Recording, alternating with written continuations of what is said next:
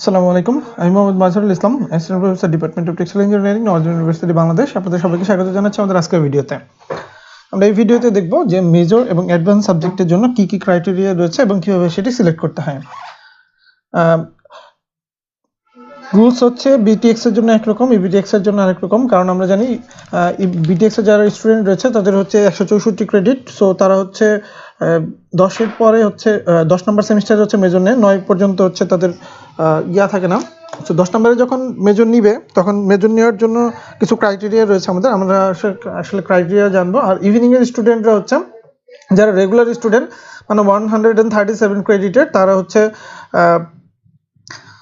7 সেমিস্টারের পরে হচ্ছে নর্মালি মেজর সাবজেক্ট নেই, 8-এ উঠে। আর যারা হচ্ছে 6 সেমিস্টারের পরে 7 সেমিস্টার এর মাঝখানে একটা হচ্ছে 6 এবং 7 এর মাঝখানে একটা এক্সট্রা সেমিস্টার করতে হয়, তারা হচ্ছে যারা ডিপ্লোমার সিজিপিএ 3 এর নিচে ছিল।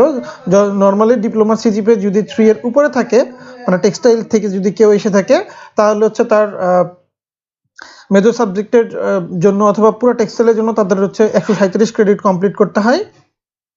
আর যারা হচ্ছে ডিপ্লোমাতে 3 এর নিচে থাকে তাদের হচ্ছে 164 ক্রেডিট। এবং যারা হচ্ছে টেক্সটাইল বাদ দিয়ে অন্যান্য কোনো সাবজেক্ট থেকে ডিপ্লোমা করেছিল এবং বিএসসিতে এসে ইভিনিংয়ে ভর্তি হয়েছে, তাদের হচ্ছে 164 ক্রেডিট।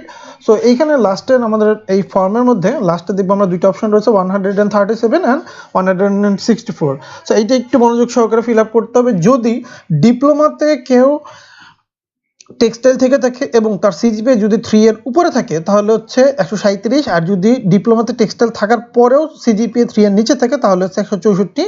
আর যদি সিজিপিএ যাই থাকুক না কেন, সে যদি অন্য কোনো ডিসিপ্লিন থেকে এসে টেক্সটাইলে বিএসসিতে ভর্তি হয় ইভিনিংয়ে, তাহলে হচ্ছে তার 164 ক্রেডিট। আর বিটিএক্স যারা, সবারই হচ্ছে 164 ক্রেডিট। সো যারা হচ্ছে মেজর সাবজেক্ট নিবে তাদের হচ্ছে এটা ফিল আপ করতে হবে খুব মনোযোগ সহকারে, এটা অবশ্যই ঠিকভাবে ফিল আপ করতে হবে। আর 137 যারা, তাদের হচ্ছে বিটিএক্স এর হচ্ছে বিটিএক্স তো 137 নাই, ইভিনিং এর যারা, তাদের হচ্ছে 7 সেমিস্টারের পরে 8 সেমিস্টারের জন্য হচ্ছে মেজর সাবজেক্টের জন্য এই ফর্মটা ফিল আপ করতে হবে। অন্য যারা আছে আমরা তারা ফিল আপ করবো না। আর যারা হচ্ছে 6 এর পরে হচ্ছে একটা এক্সট্রা সেমিস্টার করতে হবে, যারা হচ্ছে 164 ক্রেডিট ইভিনিং এর, তারপরে হচ্ছে 7 সেমিস্টার। কেউ যদি 6 এর পরে ভুলে 7 করে ফেলে তাহলে তাকে অবশ্যই এক্সট্রা সেমিস্টারটি করার পরে হচ্ছে মেজরের জন্য ফর্মটা ফিল আপ করতে হবে। সো তাদের হচ্ছে 164 ক্রেডিট। সো এই জিনিসটা হচ্ছে খুবই ইম্পর্টেন্ট। এরপরে আর ফর্মে আর তেমন কিছুই নাই, ইমেল আইডির নাম আর আইডিটা অবশ্যই 33 থেকে শুরু করে, বিটিএক্স এর জন্য 30 আর ইবিটিএক্স এর জন্য 33 সম্পূর্ণটা ফিল আপ করতে হবে। এরপরে হচ্ছে মোবাইল নাম্বার। সো এখানে একটু লিখে দিচ্ছি, ইনক্লুডিং 30 or 33 এক্সাম্পল। সো অবশ্যই বিটিএক্স এর জন্য 30 এবং ইভিনিং এর জন্য 33 অবশ্যই লিখতে হবে এটা। এরপর হচ্ছে মোবাইল নাম্বারটাই দিতে হবে। এরপর মেজর সাবজেক্ট হচ্ছে এখানে 4টে মেজর সাবজেক্ট রয়েছে। এমটি মানে হচ্ছে অ্যাপারেল, ডাব্লিউপিটি হচ্ছে ওয়েট প্রসেসিং, এফএমটি হচ্ছে ফেব্রিক ম্যানুফ্যাকচারিং টেকনোলজি, ওয়াইএমটি হচ্ছে ইয়ার্ন ম্যানুফ্যাকচারিং টেকনোলজি।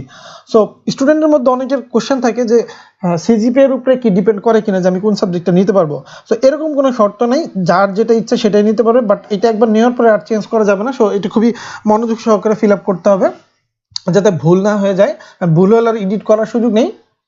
আর এটা নিজ থেকে আগে ডিসিশন নিয়ে নিতে হবে যে আমি সে কোন সাবজেক্ট নিতে চাই, কারণ এটা নেওয়ার পরে অনেক কিছুই আমাদের রুটিন প্যাকেজ সব কিছু সিলেক্ট হওয়ার পরে আর আসলে চেঞ্জ করার মতো সুযোগ থাকে না।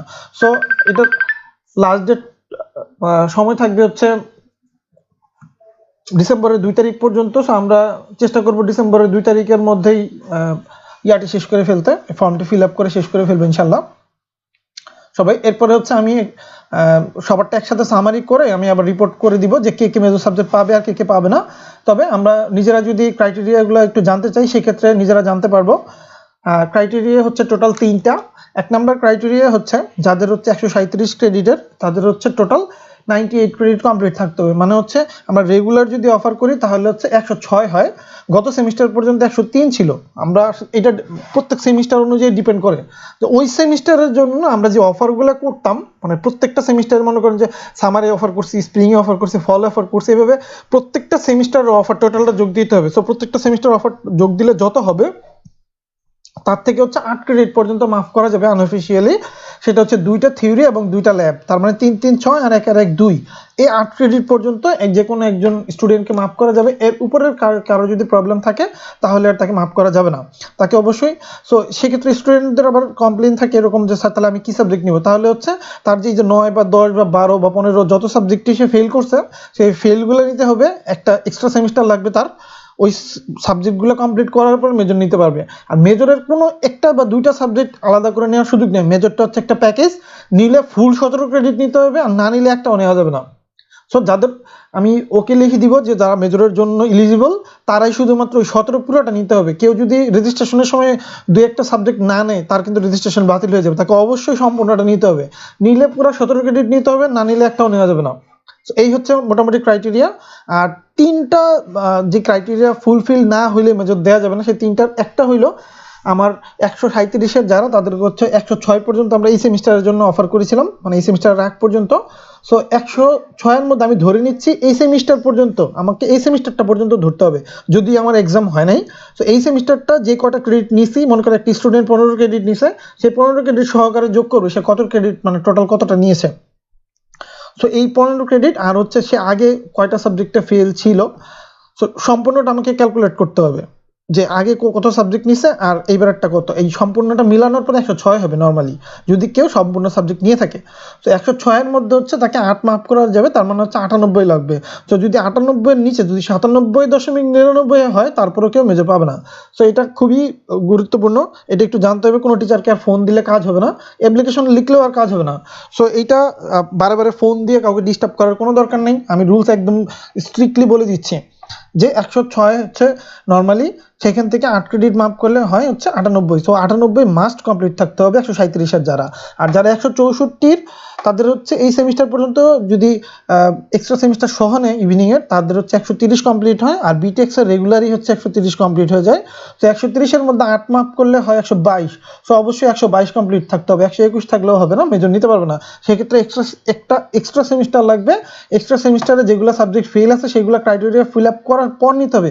কেউ যদি অনেক বেশি ফেল থাকে, সাপোজ একজন 30 ক্রেডিট হয়তো ফেল করছে, যেমন 106-এর মধ্যে কারো হয়তো 70 ক্রেডিট বা 76 ক্রেডিট কমপ্লিট আছে, সো এই বাকি যে 30 ক্রেডিট তাহলে তার আর দুইটা সেমিস্টার এক্সট্রা লাগবে, 15 2টা সেমিস্টারে নেওয়ার পর তাকে মেজর নিতে হবে।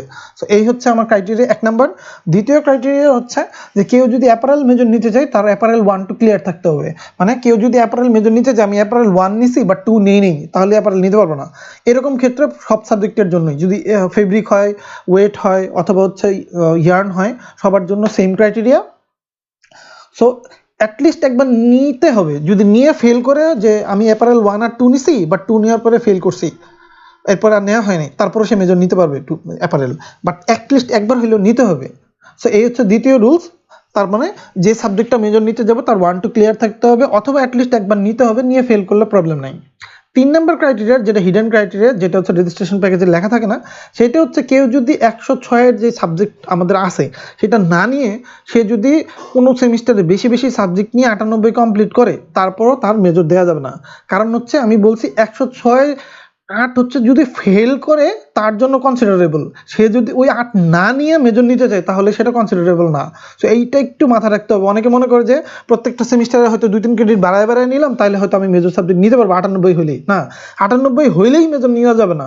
98 মানে হচ্ছে 106 সম্পূর্ণটা কমপ্লিট থাকতে হবে, অ্যাটলিস্ট ফেল করুক সমস্যা নেই, বাট নিতে হবে। কারণ এটাকে বলা হয় প্রি রিকুইজিট। মেজর নিতে গেলে টেক্সটাইলে যতগুলো সাবজেক্ট আছে অ্যাটলিস্ট একবার নিতে হবে অথবা কমপ্লিট থাকতে হবে, না হলে মেজর নিতে পারবে না। সো এই জন্য বলতেছি কেউ যদি বেশি বেশি বাড়ায় নেওয়ার পরেও যদি কারো এরকম হয় জানেন আমার 98 হয়ে গেছে, তারপরে সে মেজর পাবে না। সো আমার 3টা ক্রাইটেরিয়া খুব ভালোভাবে, 3টা ক্রাইটেরিয়া একটু মনোযোগভাবে জানতে হবে। সো এই 3টা ক্রাইটেরিয়া ফিল আপ হইলেই কেবলমাত্র সে মেজর নিতে পারবে। অনেকে এরকম আবার ফোন দিয়ে জিজ্ঞেস করে যে স্যার আমার বন্ধু 98 হয়েছে মেজর পাইলো, আমি তো 98 হয়েছে মেজর পাইনি কেন? কারণ হচ্ছে এই যে রিজনগুলো বললাম। সো সবগুলো 3টা রিজনই, মানে 3টা ক্রাইটেরিয়াই ফিল আপ করতে হবে, যে কোনো একটা ক্রাইটেরিয়া ফিল আপ না করলে মেজর দেওয়া যাবে না। সো এই 3টা ক্রাইটেরিয়া ফিল আপ করার পরে হচ্ছে এখান থেকে সিলেক্ট করতে হবে, সবাই সিলেক্ট করার পরে আমি আবার সেটা পিডিএফ আকারে অথবা লিঙ্ক দিয়ে দিব, ওইখান থেকে দেখে নিতে হবে যে সে মেজর পেলো কিনা। সো মেজরের এই সেমিস্টারের জন্য মানে এই সেমিস্টারটা হচ্ছে আমার ফল 2020 ফল 2020-এর জন্য এইটার ফিল আপ করার লাস্ট ডেট হচ্ছে ডিসেম্বরের 2 তারিখ, এখনো 5-7 দিন সময় আছে। সো সবাইকে রিকোয়েস্ট করবো এর মধ্যে অবশ্যই ফর্মটা ফিল আপ করে ফেলবে। ধন্যবাদ সবাইকে, আসসালামু আলাইকুম।